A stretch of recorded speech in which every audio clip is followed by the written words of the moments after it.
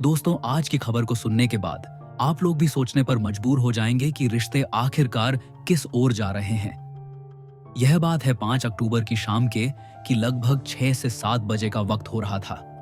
कासगंज जिले के अकबर नगर के एक घर में अचानक सूचना पहुंचता है कि तुम्हारी बेटी की मौत हो गई है। लेकिन थोड़ी देर बाद दोबारा फोन पहुंचता है कि तुम्हारी बेटी की हत्या कर दी गई है। यानी कि एक तरफ हत्या की सूचना पहुंचती है और एक तरफ मौत। घर वालों को जैसे ही यह खबर लगती है, वह दौड़ते हुए मौके पर पहुंचते हैं और देखते हैं कि उनकी 21 साल की बेटी की लाश चारपाई पर पड़ी हुई है। इसके बाद फिर घर वालों ने रोते विलखते हुए रात के 8 बजे के आसपास अपने नजदीकी पुलिस स्टेशन यानी कि सिटपुरा में सूचना दी। और जैसे ही पुलिस को सूचना मिलती है, पुलिस मौके पर आ जाती है और लाश को कब्जे में लेकर उसे पोस्टमार्टम के लिए भेज देती है और मामले की जांच शुरू करती है। परिवार के कहने पर पुलिस शिवानी के सास, ससुर, देवर और उसके पति के खिलाफ एफआईआर दर्ज कर लेती है, क्योंकि परिवार वालों का कहना है कि वो शिवानी से अक्सर दहेज मांगा करते थे और उन्हीं ने उसकी हत्या की है। मामले को सुलझाने के लिए अब शव का पोस्टमार्टम होना जरूरी था, ताकि यह पता चल सके कि आखिरकार मरने का कारण क्या है, कैसे उसकी मौत हुई है। और यही मौत का कारण जानने के लिए अब घर वाले, परिवार वाले, रिश्तेदार, तमाम लोग थे पोस्टमार्टम हाउस पर इंतजार कर रहे थे कि कब डॉक्टर आएंगे और कब पोस्टमार्टम होगा। लेकिन उस वक्त रात बहुत हो चुकी थी और पोस्टमार्टम नहीं हुआ। लेकिन अगले दिन यानी 6 अक्टूबर 2025 को आखिरकार जब डॉक्टर पोस्टमार्टम करने वाले होते हैं, तो इससे पहले एक महिला और एक आदमी वह पर आ जाते हैं। और वो कोई और नहीं, शिवानी की सास नारायण देवी और शिवानी का पति प्रमोद था। शिवानी की सास नारायण देवी डॉक्टरों से कहती है कि मैं अपनी बहू के पास ही रहूंगी। लेकिन डॉक्टर कहते हैं कि तुम यहां नहीं रुक सकती नारायण। देवी अपनी जिद पर आ जाती है। उसे वहां से धक्का दिया जाता है, गुस्सा किया जाता है, उसके साथ गाली ग्लौज की जाती है कि तुम्हें समझ में नहीं आता कि तुम यहां नहीं रुक सकती। लेकिन वो कहती है, अब तुम चाहे मुझे कुछ भी कहो या मारो पीटो, लेकिन वो यहां से किसी भी कीमत पर नहीं जाने वाली। उसने कहा, शिवानी के मायके वाले आरोप लगा रहे थे कि ससुराल वालों ने उसकी हत्या कर दी है। लेकिन नारायण देवी ने जो आरोप लगाया, उस आरोप को सुनने के बाद यहां जितने भी आसपास के लोग थे, उनके पैरों तले जमीन खिसक जाती है। लोग सोचने पर मजबूर हो जाते हैं, कहते हैं कि यह सच नहीं हो सकता। नारायण देवी कहती है कि साल 2018 में शिवानी की शादी प्रमोद के साथ धूमधाम से हुई थी। सब कुछ अच्छा चल रहा था। लेकिन उस वक्त प्रमोद दिल्ली में रहकर नौकरी करता था और जब जब प्रमोद दिल्ली से घर आता था, तो अपने घर कम और अपने ससुराल में ज्यादा जाया करता था। ऐसे करते करते जब घर वाले पूछते भी थे कि तुम ससुराल में रहते हो जबकि तुम्हारी पत्नी हमारे पास रहती है, तो तुम ससुराल में क्यों ज्यादा आते जाते हो, तब तक परिवार वालों और रिश्तेदारों को किसी को भी यह एहसास नहीं था कि उसकी आंखें चार हो चुकी थी, और वो भी अपनी ही सास प्रेमवती से। दोनों आपस में प्यार करने लगते हैं और उसका मन अब सास में ज्यादा लगने लगता है और पत्नी में कम लगने लगता है।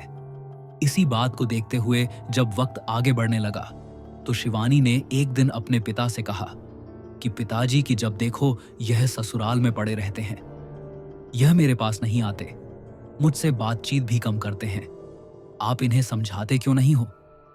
शिवानी के पिता को पता था कि वह अक्सर ससुराल में रहता है। उसने कभी दामाद से कुछ नहीं कहा, क्योंकि दामाद है, उसका हक है कि वो कभी भी आ जा सकता है। लेकिन एक दिन उसने अपनी ही पत्नी को अपने दामाद के साथ आपत्तिजनक स्थिति में देख लेता है और इसी बात को देखते हुए वह तय कर लेता है और प्रमोद से कहता है कि अब तुम यहां कभी अपने ससुराल में नहीं आओगे, इसलिए यहां से निकल जाओ। प्रमोद को जब रोकने की कोशिश की तो प्रमोद को गुस्सा आने लगता है।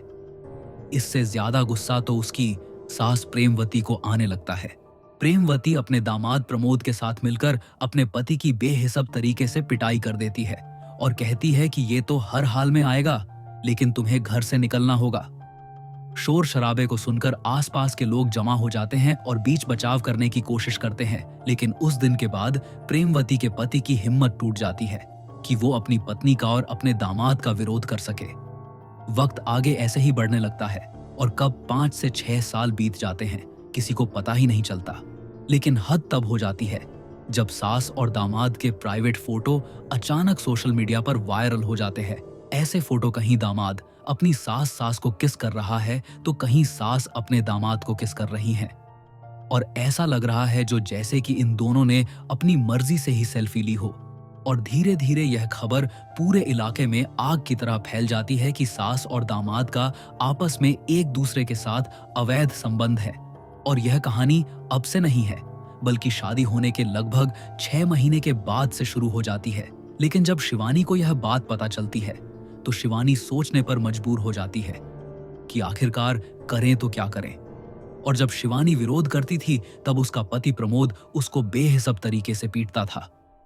अब शिवानी के शरीर पर ऐसा कोई निशान, ऐसी कोई जगह नहीं बची होगी जहां मारपीट के निशान नहीं होंगे।